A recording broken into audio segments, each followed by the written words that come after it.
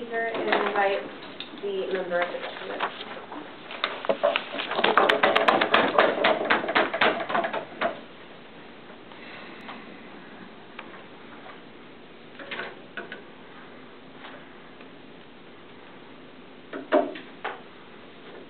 Thank you for having us. I'm going to go into a little history and then kind of sum up what we've talked about so far and then do some new extension of our side over here and what we believe. So a great history of unions were introduced by the opposition over here about how, unions were needed, and we might be able to say that at one point in time they were, right? We used to have bad working conditions and that kind of thing. But we're talking about today, right, where the status quo is $70,000 for someone working on a line making cars, right? We're talking about where you have OSHA, a federal government, who is looking out for any violation of working safe conditions, right? So we're talking about, where health care is attained by a lot of people, not all of them, where we have Social Security as a retirement for people, where we don't allow child labor, right? So all of these things we have now in the status quo, and we don't think that these unions are very good or needed because of how good of our economy we are.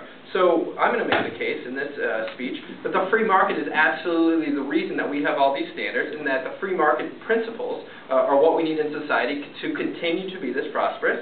Second, about how why a strike is specifically a problem, and show you how these unions have led to and will lead to a society that is worse off. And that's my third point about how society is worse off. So a little refutation before I get there to those main points. So he talked about denying a right to strike, and then he mentioned how it's in the Constitution, which it's not. And I want to talk about this denying the right to a worker.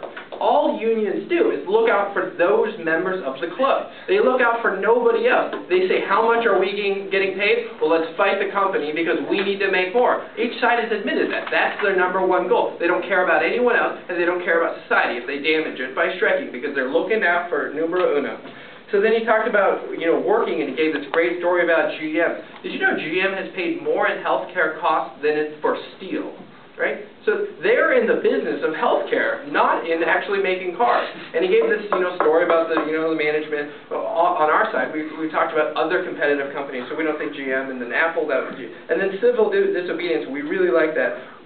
Where is it in the Constitution, if we want to debate that it says you can force someone to pay a % of your salary to an outside organization? That's not the government. That's what a union is. You're forced to pay dues without your consent. And if you don't want to do that, you can't pay that. When I was talking with a gentleman from Australia the other day, I was talking about this, and he said, you're required to join a union? And I said, yes. And he goes, not in Australia. That's an interesting idea, that in the land of the free and the home of the brave, right, America, where we're free, you're forced to be a part of this club. So we're proud to propose this idea because of a better society. So let me get into this. What government services what services are we talking about? Right? Most public transit, as we mentioned earlier, school, teachers, utilities, work, trash, police, fire, medical. All of these services are unionized, and we don't think any of these should be able to strike because it's all a public service. So if they believe so hardly in the union, they should give up this, because these are all public services that are vital to the economy and vital to society becoming a better place, right? Or if we allow them to be a union, then we should not be allowing to put them to holding us hostage.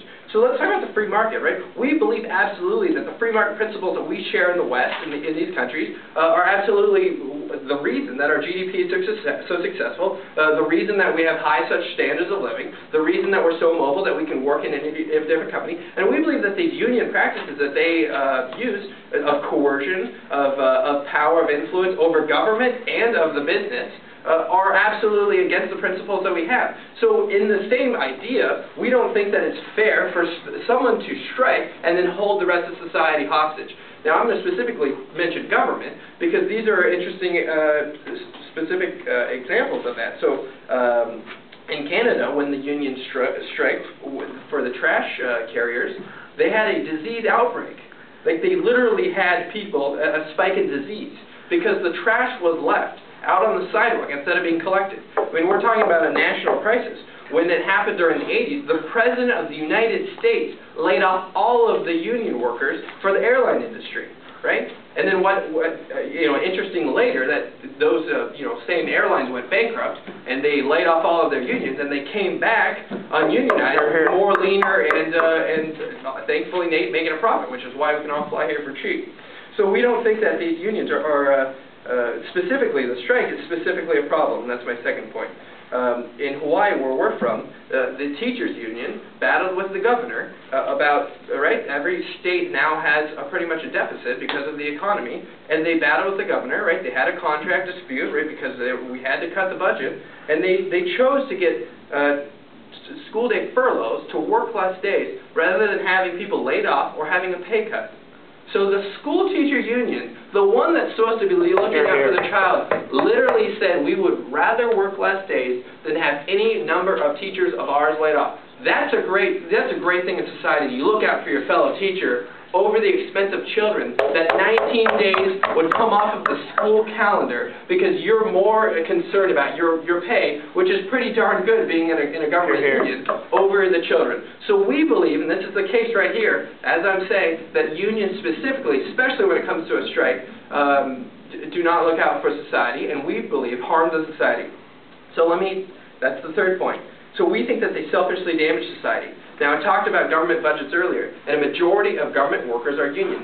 So let me go a little bit farther. The governor of New Jersey is having a battle with school teachers now, and he's doing the same thing as what happened in Hawaii. Unfortunately, they make $70,000 a year, and he's finally asking all teachers to contribute to the health care costs, because up until this point, they've never contributed or paid a dime to the health care expense. It was totally on the taxpayers.